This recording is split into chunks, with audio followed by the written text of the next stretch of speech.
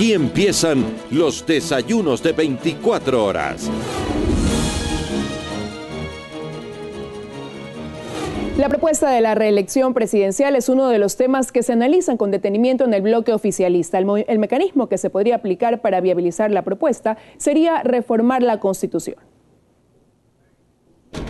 En menos de un año, la reelección presidencial pasó de no estar en la agenda del gobierno a convertirse en uno de los principales puntos a tratar en las diferentes reuniones del oficialismo.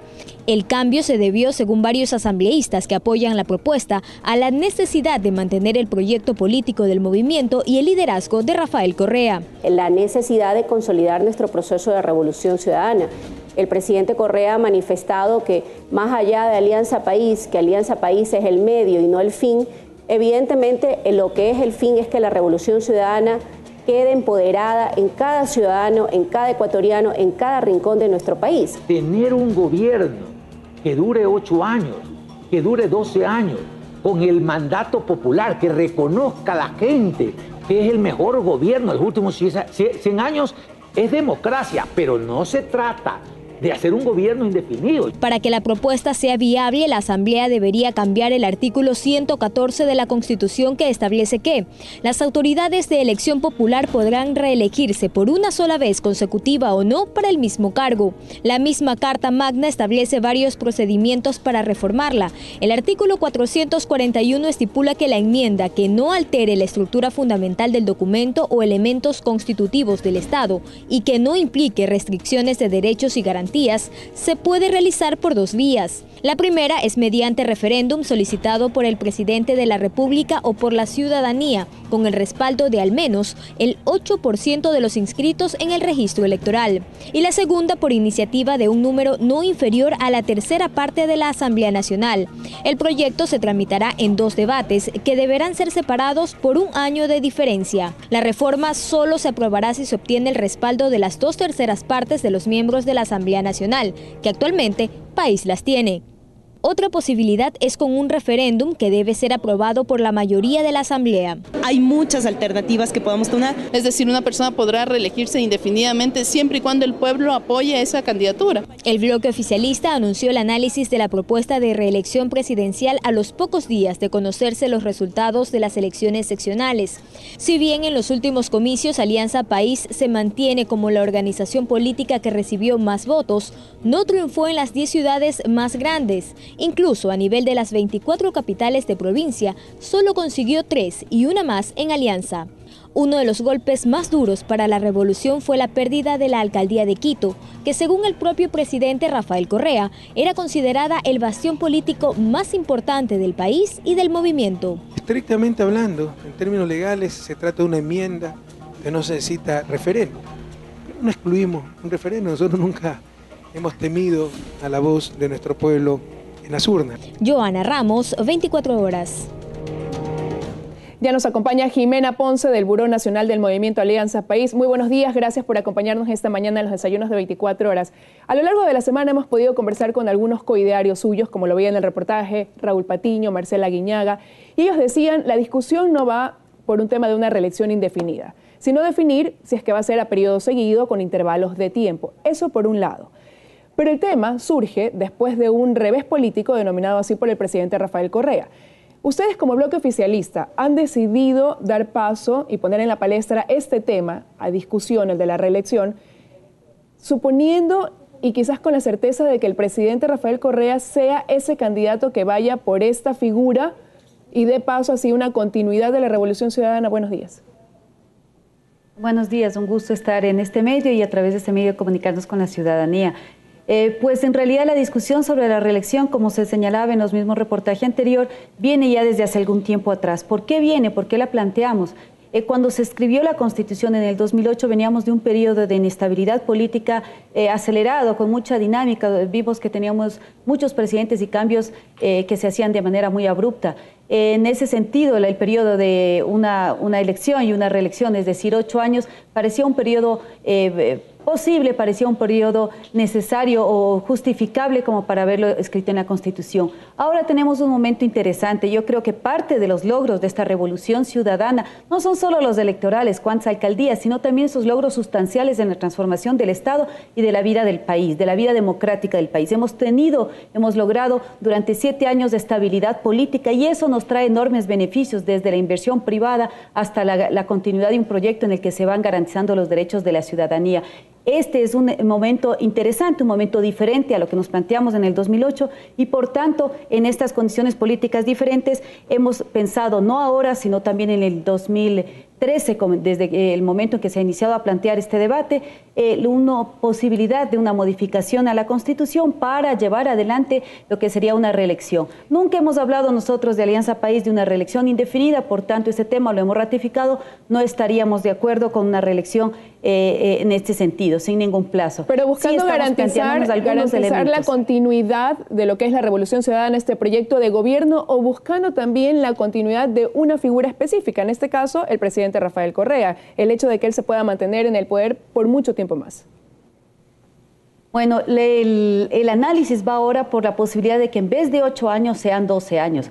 12 años para una gestión presidencial nos parece un número interesante, un número en el que esta estabilidad y estos logros que hemos venido nosotros demostrando a la ciudadanía en la satisfacción de los derechos pueda aplazarse, pueda extenderse durante 12 años, siempre y cuando el pueblo así lo decide. En esto también tenemos que estar absolutamente claros. Estamos hablando de elecciones, de 3 procesos electorales en los cuales quien tiene el poder del voto es la ciudadanía. Por tanto, estamos abriendo opciones para que la ciudadanía pueda seguir eligiendo a un mandatario o pueda elegir a otro en cada uno de los 3 procesos.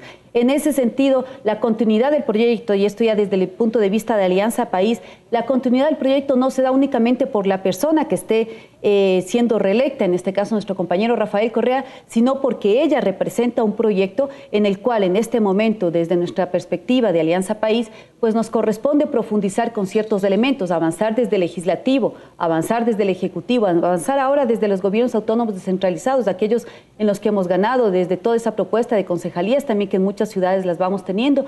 En este proceso del 2014 nos hemos consolidado nuevamente como la mayor fuerza política del Ecuador, pues en ese sentido también ir avanzando en cada uno de los 4 frentes y del movimiento político, en cada uno de estos 4 frentes, pues seguir avanzando con nuestro proceso. Ahí se garantiza con una persona, con un proyecto y con los diferentes frentes políticos en los cuales participamos en elecciones y vamos obteniendo buenos resultados. Pero usted ha dicho que continúan y se han consolidado después de los comicios del 23 de febrero como la primera fuerza política del país. Sin embargo, sí sufrieron un revés político perdiendo las alcaldías en las principales ciudades como Quito, Guayaquil y Cuenca, por ejemplo.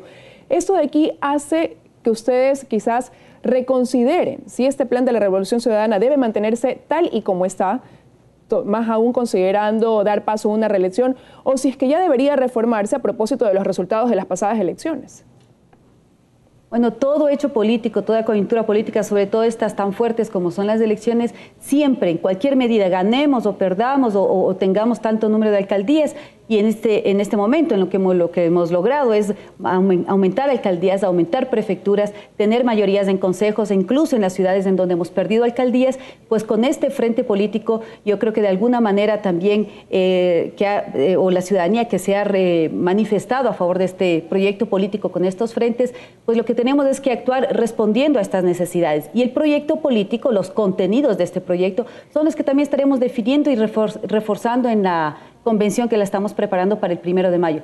La línea política a trabajar luego de esta coyuntura electoral, que no es solo el resultado de las elecciones, sino lo que nos corresponde enfrentar. Es decir, tenemos ahora que ver cómo con estas 10 prefecturas, con estas 68 alcaldías, con todos estos consejos municipales, con todas las juntas parroquiales que hemos logrado, estos gobiernos parroquiales rurales, cómo vamos a avanzar y cómo vamos a consolidar ya en territorio la llegada de la Revolución Ciudadana, cómo vamos a hacer gobiernos autónomos centralizados con sello de la Revolución Ciudadana.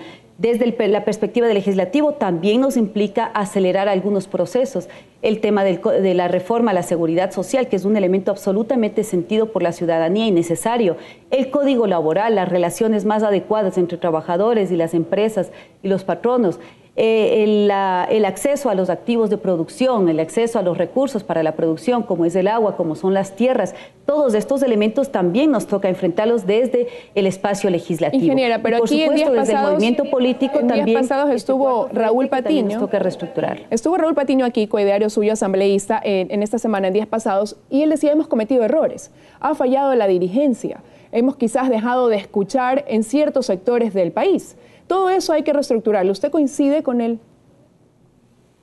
Bueno, somos seres humanos y todos los días cometemos errores. Mal estaría decirlo que no lo hemos hecho. Lo importante es reconocerlos, sistematizarlos, tratarlos de manera política. En muchos casos he visto declaraciones o digamos, posiciones mediáticas en las que se señalan nombres y apellidos y con eso pensaríamos que está solucionado. Para nada, para nada. Por eso precisamente esta Convención Nacional requiere de tanta importancia para nosotros la posibilidad de estructurar en nuestro movimiento, no solo, por ejemplo, los CRCs o que los CRCs tengan esta mirada, esta voz, los comités de la Revolución Ciudadana, que es nuestra unidad organizativa, con mayores responsabilidades, con posibilidades de establecer un flujo de la política desde estos comités hacia las directivas territoriales, parroquiales, cantonales, provinciales y nacional, y desde estas también líneas de comunicación, línea política hacia todos los territorios, pero también la incorporación de esos simpatizantes, de esas adherentes que han estado de alguna manera sin poder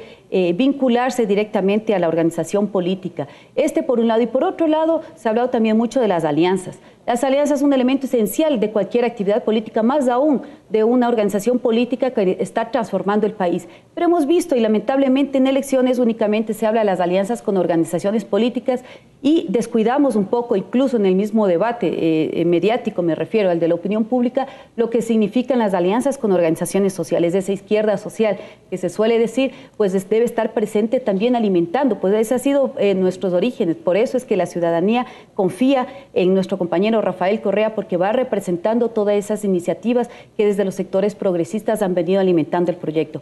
Ese tipo de alianzas son también elementos que debemos clarificarnos como una práctica diaria, cotidiana del ejercicio de la política de Alianza País, no solo en la parte organizativa, sino también en la parte ya de línea política y de expresión que debe darse en la gestión del legislativo, de los GATS, del gobierno nacional. Y hablando del presidente Rafael Correa, que ahora usted lo traía a colación, él también ha dicho que es momento de dar paso a una oxigenación del movimiento país, y esto podría darse en la convención que ustedes van a tener como bancada oficialista, como movimiento oficialista. También habría que analizar quizás si se debe continuar una depuración interna, y lo digo porque hubo una crisis de gabinete generada, provocada, donde algunos funcionarios fueron ratificados, otros, fueron cesados de sus funciones o cambiados de sus funciones también. Entonces, quizás se podría dar paso también a una depuración ya interna, a nombrar nuevos líderes. Bueno, nosotros, como en toda convención, supongo de todas las organizaciones políticas y en la nuestra, esta será una tercera convención nacional o cuarta convención nacional, pues tendremos en este caso uno de los puntos, de los elementos, es la elección de la Dirección Nacional. Hemos estado prorrogados, yo pertenezco a este espacio, a la Dirección Nacional, y hemos estado prorrogados desde el 2012, desde noviembre del 2012, porque se nos presentaron los dos procesos electorales. Ahora corresponde entonces una elección de estos 22 miembros, es que se mantiene así el número en el estatuto y si se lo cambia de aquellos que sean el número pertinente. Y en ese sentido yo creo que es un buen momento para poder expresar en esta dirección gente representante de todo lo que puede ser Alianza País y que lleve adelante una propuesta transformadora, que la lleve con más fuerza, que la lleve en este momento histórico que estamos enfrentando, no solo nacional, sino en el contexto regional. Eso es también importante vernos no solo como al interior de los países o en las provincias, sino también regresarnos a ver como un punto focal de la transformación en la región.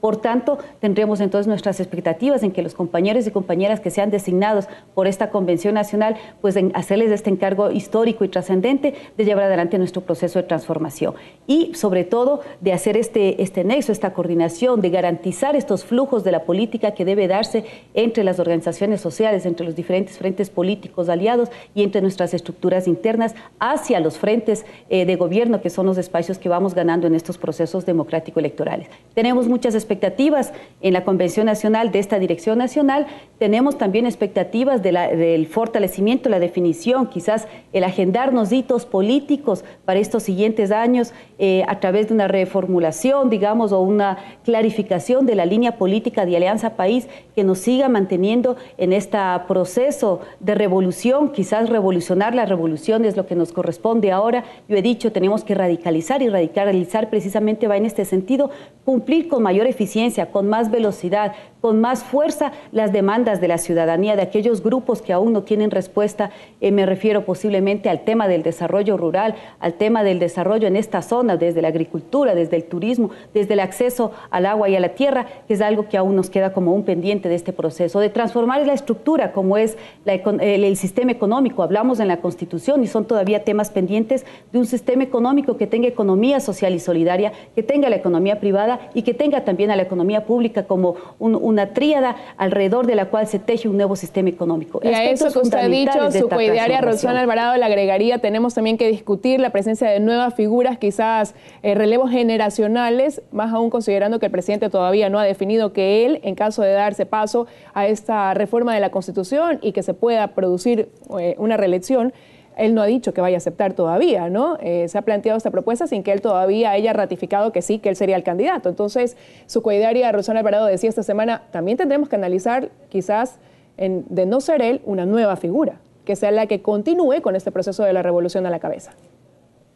Sí, por eso es importante en el tema de la reelección, desde ciertos sectores nos estamos planteando no negarle al presidente, al compañero Rafael Correa, la posibilidad de que en el 2007 sea candidato de Alianza País. Pero hay una figura que podría ser, si él no aceptara, ya tienen ustedes quizás algún perfil definido, alguien que podría ser esa otra opción. Yo creo que hay que reconocer que en Alianza País tenemos algunos liderazgos, algunos ya están conduciendo la Asamblea, tenemos 4 compañeros de Alianza País en los espacios políticos y administrativos de conducción de la Asamblea, tenemos muchos compañeros y compañeras, 6.000 candidatos hemos tenido que han terciado en estas elecciones y que se han destacado durante la campaña, tenemos compañeros y compañeras que están en el Ejecutivo, como ministros, ministras, secretarios y secretarias que también demuestran, digamos, estos para nosotros son como los semilleros, y también muchos compañeros de organizaciones sociales que se están desempeñando como asambleístas, que están adquiriendo experiencia en diferentes frentes políticos en este proyecto. Yo creo que tenemos una fuente muy importante de cuadros que pueden estar presentándose y acompañando al compañero Rafael Correa o también tomando el relevo si así fuera el caso. Tenemos también figuras que nos han acompañado en el periodo anterior de gobierno, nuestro compañero Lenín Moreno, nuestro compañero Jorge Glass, que es el actual vicepresidente. Es decir, yo creo que no podemos descartar estos cuadros que se han venido formando en este proceso inédito en el país, un proceso que se ha venido construyendo en el camino y en el cual nosotros creo que le hemos logrado posicionar algunas figuras.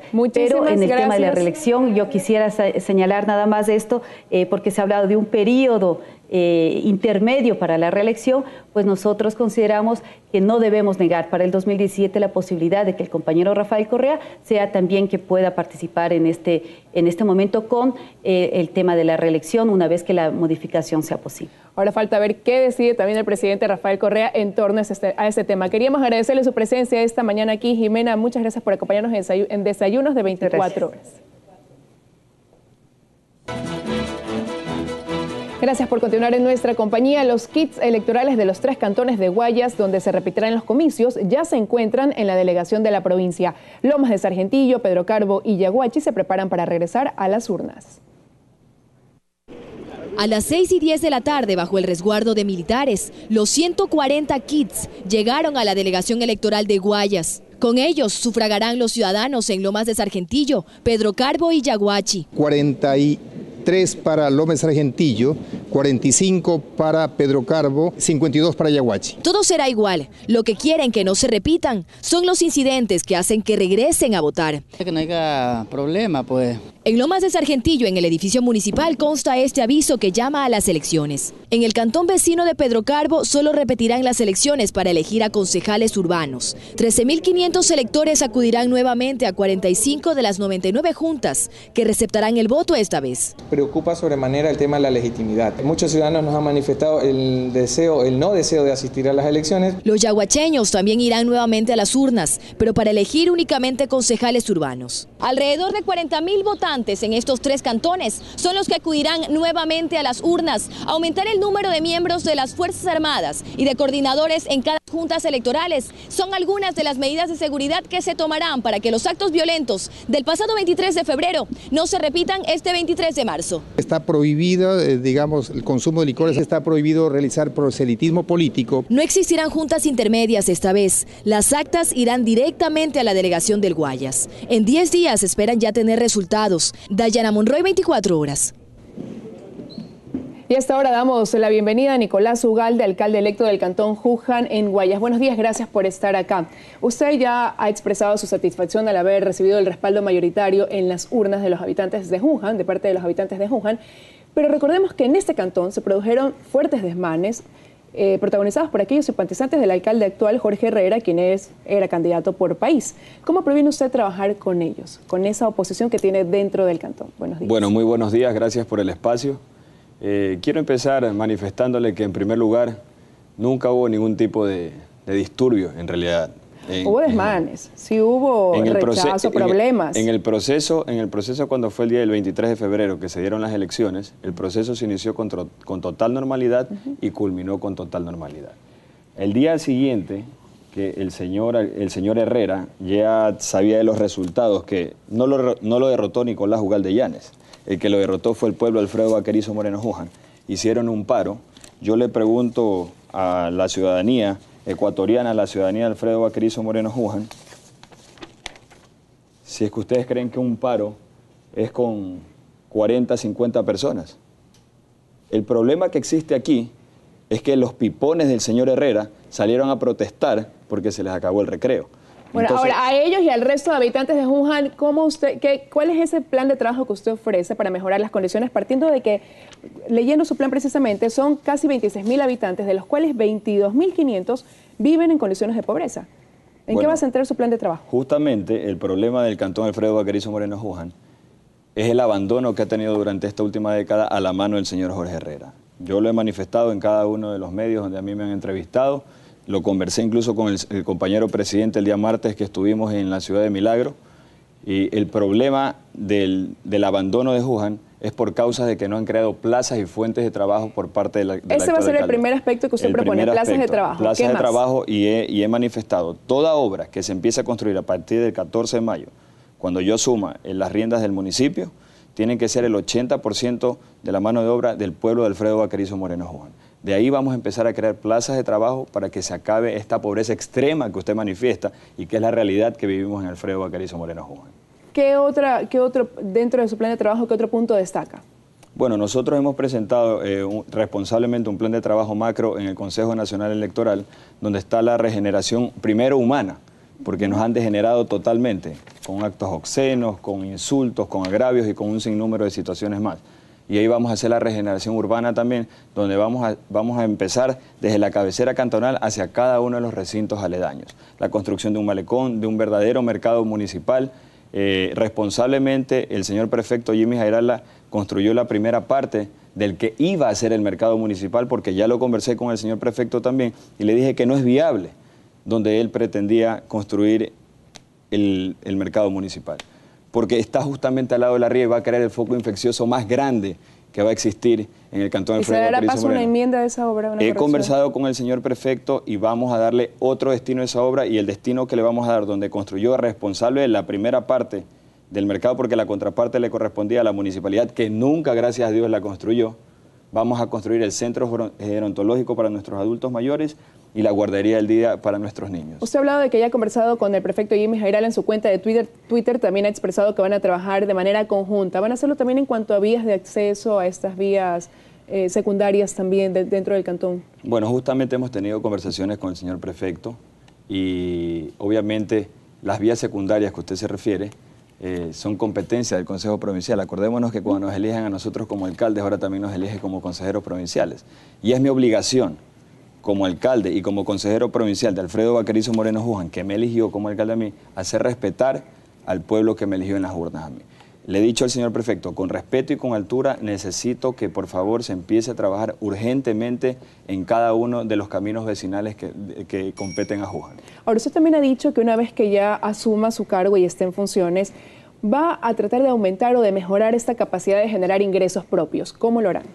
Bueno, lamentablemente Juján no genera ingresos propios porque no cuenta con un verdadero catastro municipal. Nosotros vamos a empezar en realidad desde cero. Nosotros sabemos a qué nos metimos en realidad en Juján. Nos metimos en un municipio cogemos un municipio totalmente endeudado y el señor presidente lo sabe, lo comenté el día martes con él cuando estuvimos en Milagro. Es inaudito que incluso nuestros hermanos empleados municipales de Alfredo Vaquerizo Moreno Juján estén impagos desde el año pasado. Y no lo digo yo, aquí yo tengo los documentos. Aquí tengo los documentos donde justamente los empleados aquí me han mandado que han presentado las demandas. Pero ¿y cómo generar estos ingresos propios, que también está dentro de su plan de gobierno? Vamos a empezar a reestructurar el catastro municipal para que una vez que nosotros empezamos a construir las obras para la cabecera cantonal y recintos aledaños, recién de ahí vamos a empezar nosotros a cobrar los predios urbanos y rurales.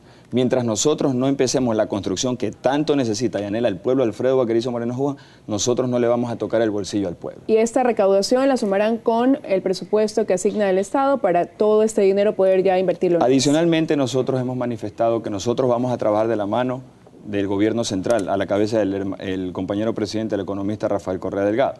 Pero nosotros también vamos a hacer gestión propia afuera, en otros países. Incluso hemos tenido conversaciones con Beijing.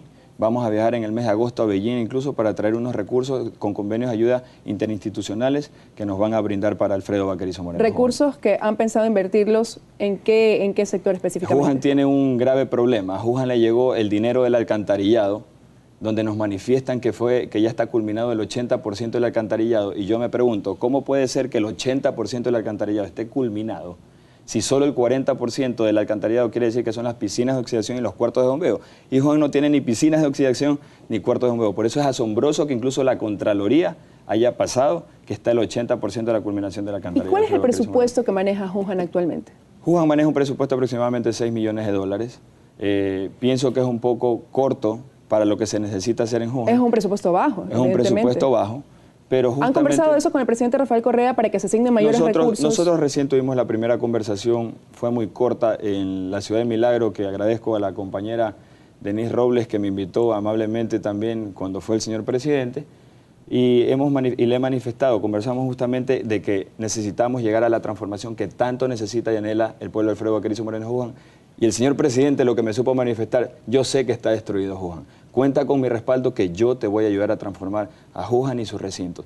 Y si el señor presidente de la República responsablemente, él nos va a ayudar a transformar a Juján y con la ayuda internacional que vamos a obtener, yo creo que en los 2 periodos que yo he manifestado que necesito para transformar a Juján, en el mismo tiempo que nos ha devastado el actual alcalde, vamos a sacar adelante a Juján y sus recintos. Muchísimas gracias por habernos acompañado esta mañana aquí en Desayunos de 24 horas. Vamos a hacer una pausa, amigos, pero ya regresamos para continuar informando.